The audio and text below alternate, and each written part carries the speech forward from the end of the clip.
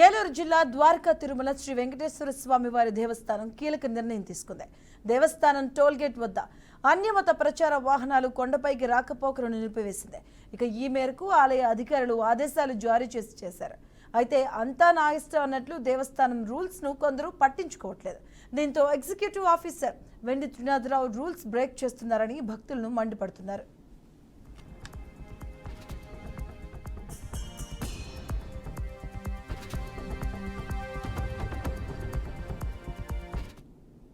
ఇదే అంశానికి సంబంధించిన పూర్తి అప్డేట్స్ మా కరెస్పాండెంట్ బ్రహ్మం అందిస్తారు. బ్రహ్మం. మధు, కలియుగ ప్రత్యక్ష దైవమైనటువంటి శ్రీ వెంకటేశ్వర స్వామి వేయించేసి ఉన్నటువంటి ద్వారకా తిరుమల పుణ్యక్షేత్రంలో నిత్యం వేలాది మంది భక్తులు స్వామివారిని దర్శించుకోవడానికి వస్తారు. హిందూ బంధువులు పెద్ద ఎత్తున ఎక్కువ వచ్చే టెంపుల్స్ లో ఇది ఒక ఆర్జీసీ క్యాటర్ ఉన్నటువంటి ఒక టెంపుల్ ఇది. అయితే ఇదే నేపథ్యంలో రాష్ట్రంలోనే అత్యధిక ఆదాయం వచ్చే టెంపుల్లో కూడా ఈ ద్వారకా తిరుమల పుణ్యక్షేత్రం ఒకటి. నిత్యం కూడా వేలాది మంది భక్తులు వస్తూ ఉంటారు. శని ఆదివారాలు అయితే లక్షల్లో భక్తులు వస్తూ ఉంటారు.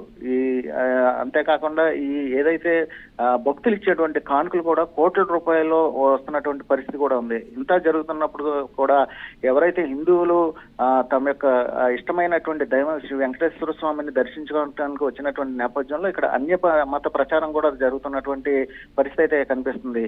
హిందువులు మనోభావాలు దెబ్బతినే విధంగా ఇటు కొండ మీదకి వెళ్ళేటువంటి రహదారుల్లో ఎక్కువ సంఖ్యలో కూడా ఈ ఏదైతే వాహనాలు 2 వీలర్స్ కావచ్చు, లేకపోతే ఆటోలు కావచ్చు, లేకపోతే 4 చక్రాల బళ్ళు కావచ్చు, ఈ బళ్ళు మీద యేసుక్రీస్తు బొమ్మలు వేసి అదేవిధంగా సిలువలతో కూడినటువంటి కూడా ఈ కొండ మీదకి వెళ్ళి ఆ పైన అన్యమత ప్రచారం చేస్తున్నారు అన్నట్టుగా తెలుస్తుంది. గతంలో కూడా ఇటు విశ్వ హిందూ పరిషత్ కావచ్చు, లేకపోతే హిందూ బంధువులు కావచ్చు, లేకపోతే ఆర్ఎస్ఎస్ సంబంధించి కావచ్చు, లేకపోతే గ్రామానికి సంబంధించినటువంటి ఎవరైతే హిందువులు ఉన్నారో పెద్ద ఎత్తున గతంలో కూడా చాలా సందర్భాల్లో ఇటు పాలక మండలి నిలదీశారు. అదేవిధంగా ఈవోను కూడా నిలదీసినటువంటి పరిస్థితి అయితే చాలా సందర్భాల్లో జరిగినటువంటి పరిస్థితి. అనేక మీడియాలో కథనాలు వస్తున్నప్పుడు కూడా ఇటు ఎవరైతే పాలక మండలి సభ్యులు కావచ్చు, లేకపోతే దేవస్థానానికి సంబంధించి ఈవో కావచ్చు, తమకేమి పట్టదు, ఓన్లీ మేము ప్రోటోకాల్ మాత్రమే పాటిస్తాము, విఐపీలు వచ్చినప్పుడు మంత్రులు కానీ ఎమ్మెల్యేలు కానీ లేకపోతే వీరి కోసమే మేము పనిచేస్తాం అన్నట్టుగా కేవలం పర్యవేక్షణ లోపం అయితే స్పష్టంగా కనిపిస్తుంది. వారు కేవలం విఐపీలకి ప్రోటోకాల్ దర్శనాన్ని తీసుకెళ్లేంత వరకు వాళ్ళు కనిపిస్తున్నారు తప్ప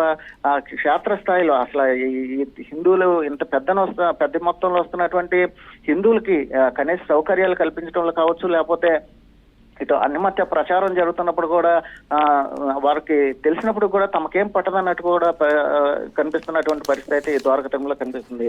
నిత్యం కూడా అంటే వేలాది మంది భక్తుల కోసం వారి సౌకర్యం కోసం కావచ్చు, లేదా సెక్యూరిటీ విషయంలో కూడా దేవస్థానం నుంచి ఎస్ఓ అదేవిధంగా సిఎస్ఓ ఇలాగా 3 ఆఫీసర్స్ ఉన్నతాధికారులను నియమించడం జరిగింది. వారికి లక్షల్లో జీతాలు ఇస్తున్నారు. లక్షల్లో జీతాలు ఇచ్చినప్పటికీ కూడా వారు కూడా సెక్యూరిటీ రీత్యా వాళ్ళు చేయవలసినటువంటి ఏదైతే పనులు ఉన్నాయో ఆ పనులు కూడా తమకేం పట్టదన్నట్టుగా వ్యవహారం శైలి అయితే ఉంటుంది.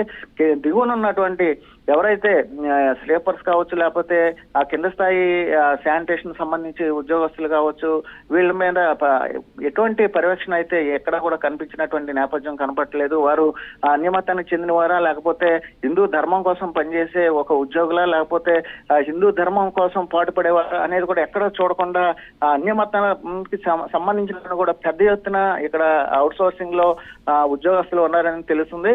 అయితే ఇంత జరుగుతున్నప్పుడు కూడా అంటే దేవస్థానంలో కూడా అన్యమతానికి సంబంధించినటువంటి ఉద్యోగులు కూడా ఉన్నారని చెప్పేసి గతంలో కూడా పెద్ద ఎత్తున దుమారం వచ్చింది. అయినప్పటికీ కూడా ఈ పాలక మండలి కావచ్చు, లేకపోతే ఎవరైతే ఆర్జీసీ క్యాడర్లో ఉన్నటువంటి ఆయన కూడా కనీసం కన్నెత్తి అన్యమత ప్రచారం వైపు ఇలా నిరోధించడానికి కూడా ఆయన కనీస ప్రయత్నాలు అయితే చేయలేనటువంటి పరిస్థితి అయితే కనిపిస్తుంది.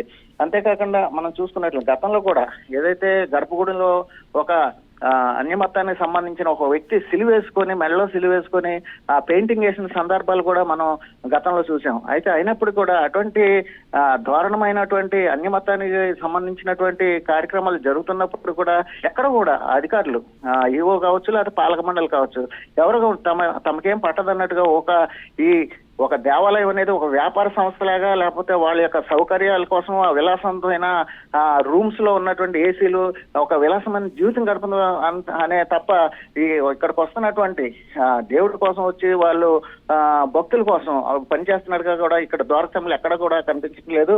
మొత్తానికి పనిచేస్తున్నటువంటి సిబ్బందిలో కూడా ఎక్కువ శాతం చాలా మంది కూడా అన్యమతానికి సంబంధించిన వారు ఉన్నప్పుడు కూడా వారిపై ఎటువంటి చర్యలు తీసుకోవట్లేదని ఇటు విశ్వ పరిషత్ కావచ్చు, లేకపోతే హిందూ బంధువులందరూ చెప్తున్నారు. మొత్తానికి మనం చూసుకుంటే ద్వారక తిరుమలలో అన్యమతం ప్రచారం జరగకూడదని చెప్పేసి పెద్ద ఎత్తున డిమాండ్ చేస్తున్నారు. Right, thank you Brahma.